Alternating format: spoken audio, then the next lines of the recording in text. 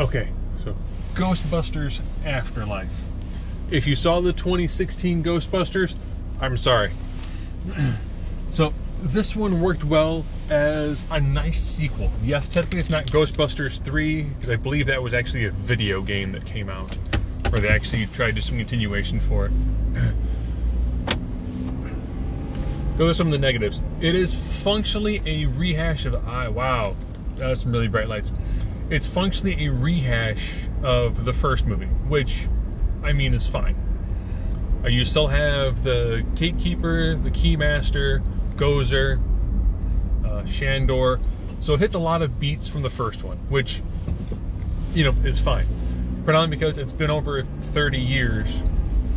So you're trying to both satisfy the existing fan base and trying to do enough to bring in, you know, a newer crop of people who might want to actually invest money and time, effort, and energy into a franchise. See if the IP has any value to it. Makes sense. This one, of course, focuses on some kids who happen to come into possession of an abandoned farmhouse. Lo and behold, somebody of importance lived there. I am driving, it is nighttime, so you'll see me come into focus every now and then. Your main female lead, the young girl, does a really good job. A decent amount of dry humor. Think of if, like, female Sheldon was a main character in a supernatural movie. This is closer to the first Ghostbusters. There were jump scares. It did startle my wife quite a few times. Love these practical effects. I thought that was really well done. They do a nice amount of callbacks. If you've seen the trailers, then you've seen Little Stay Puft Marshmallow Men and all that. So, good amount of callbacks. I like the fact that even though it's a plot that, for those who saw the first one, it's a similar plot, but they add a little bit more to it, which I actually really enjoyed.